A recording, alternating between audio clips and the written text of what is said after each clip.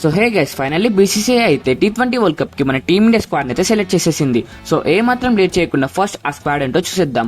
So batters గా captain Rohit Sharma, Yashasvi Jaiswal, Virat Kohli and అలాగే సూర్యకుమార్ యాదవ్ అయితే సెలెక్ట్ అయ్యారు. అండ్ ఇంకా వికెట్ కీపర్స్ గా రిషబ్ పంత్ తిరిగి టీంలోకి వచ్చాడు. అండ్ అలాగే బ్యాకప్ కీపర్ గా కేఎల్ రాహుల్ కి అండ్ అలాగే సంజు శాంసన్ కి జరిగిన వార్ లో మాత్రం ఫైనల్లీ సంజు శాంసన్ అయితే సెలెక్ట్ అయిపోయాడు. అండ్ ఇంకా ఆల్రౌండర్స్ విషయానికి వస్తే జడేజా, అక్షర్ పటేల్, హార్దిక్ పాండ్యాతో పాటు శివన్ దుబే కూడా ఈసారి స్క్వాడ్ లో అయితే సెలెక్ట్ అయ్యాడు. అండ్ ఇంకా బౌలింగ్ విషయానికి వస్తే స్పిన్ విభాగంలో కుల్చా కాంబినేషన్ అయితే మళ్ళీ బ్యాక్ అయ్యారు. అండ్ ఇంకా ఫాస్ట్ బౌలింగ్ లో అర్ష్దీప్ సింగ్, బుమ్రా, సిరాజ్ అయితే సెలెక్ట్ చేశారు.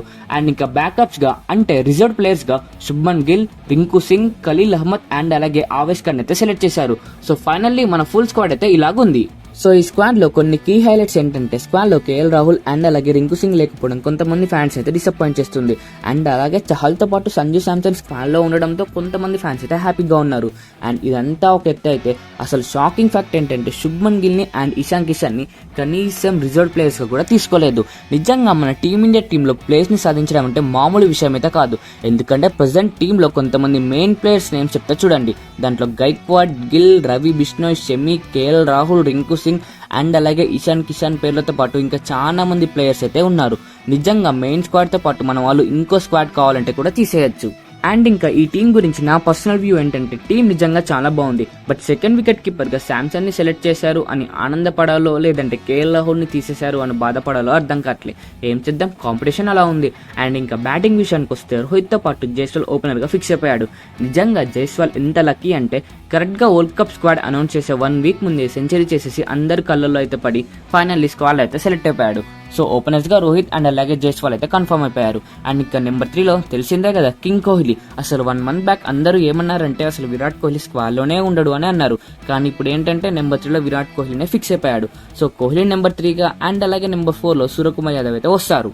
అండ్ ఇంకా కీపర్ గా ఫస్ట్ చాయిస్ రిషబ్ పంతే ఉంటాడు. బట్ సంజు శాంసన్ ని ఏ మ్యాచెస్ కి ఆడిపిస్తారో చూడాలి.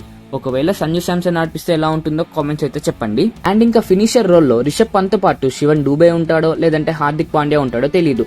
ఎందుకంటే ప్రెసెంట్ ఐపీఎల్ ఫామ్ ని చూసుకుంటే మాత్రం శివన్ దుబే అయితే పీక్ ఫామ్ లో ఉన్నాడు. హార్దిక్ పాండ్యా ఫామ్ గురించి అందరికీ తెలిసిందే. సో వీళ్ళిద్దరిట్లో ఎవరిని సెలెక్ట్ చేస్తారో చూడాలి.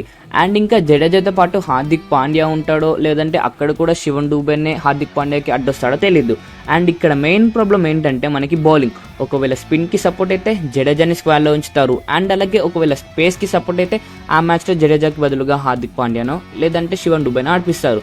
సో బౌలింగ్ లో మనకి వీళ్ళతో పాటు ఇంకా బుమ్రా, సిరాజ్, కుల్చా కాంబినేషన్ కూడా ఉంది కాబట్టి మనం బౌలింగ్ గురించి పెద్దగా భయపడాల్సిన అక్కర్లేదు.